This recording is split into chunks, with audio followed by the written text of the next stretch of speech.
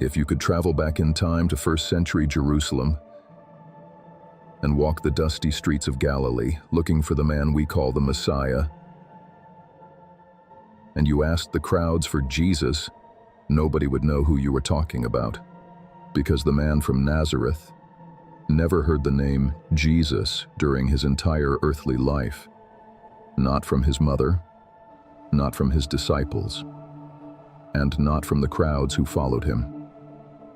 So how did the most famous name in human history get completely changed in your English Bible?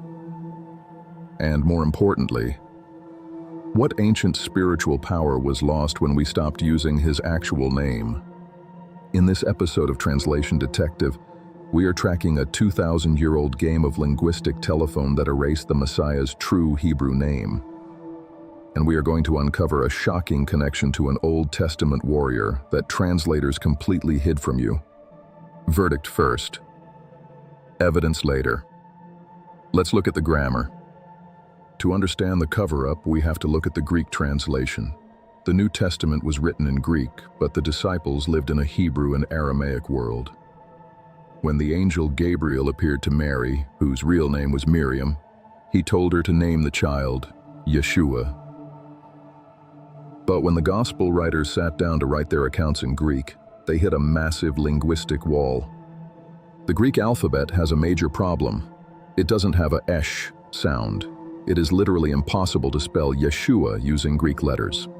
Furthermore, in Greek grammar, masculine names usually need to end in an S to signify their gender and case. So Greek translators did the best they could with the alphabet they had. They dropped the esh, added an S, and transliterated Yeshua into Jesus. Centuries later, when the Bible was translated into Latin, Jesus became Jesus. And finally, in the 16th century, the English language invented a brand new letter, the letter J. Jesus officially became Jesus. The name you know today is an English translation of a Latin transliteration, of a Greek adaptation, of a Hebrew name. It's a linguistic game of telephone. Now, if that was the end of the story, it would just be an interesting language lesson. But here is the part that translators hid from you. Yeshua wasn't a rare name in the first century. In fact, it was the later shortened version of the ancient Hebrew name, Yehoshua. Do you know how we translate Yehoshua in the Old Testament? We translate it as Joshua. That's right. The Old Testament warrior who brought down the walls of Jericho and led the Israelites into the Promised Land had the exact same name as the Messiah. Jesus and Joshua are the same name. So why does your English Bible call one Joshua and the other Jesus? Because English translators made a choice. They decided to translate the Old Testament directly from the original Hebrew, giving us the more accurate Joshua. But when they got to the New Testament, they translated from the Greek Isus, giving us Jesus. By doing this, they severed a massive, beautiful, poetic connection. The Old Testament Yeshua conquered the physical enemies of God and led his people into the physical Promised Land. The New Testament Yeshua conquered the spiritual enemies of God and led his people into the eternal Promised Land. They are perfectly mirrored, and the English translation completely hides it. But the tragedy of this translation goes even deeper than history. Hebrew names aren't just labels. They are prophetic declarations of identity and purpose. The name Yeshua is a combination of two Hebrew words. The first part is Yah, short for Yahweh, the personal name of God. The second part is Yasha, which means to rescue, to deliver, or to save. When you say the name Yeshua, you aren't just saying a noun. You are declaring a complete sentence. Yahweh saves. When the blind men cried out to him on the side of the road, they weren't just shouting a name to get his attention.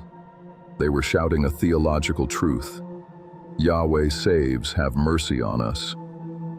When the demons fled from him, they weren't just fleeing a title.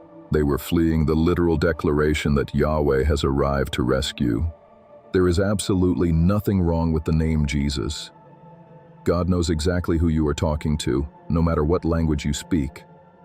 But when you understand that his original name was Yeshua, it completely changes how you read your Bible and how you approach spiritual warfare. You realize that every time his name was spoken, it was a battle cry.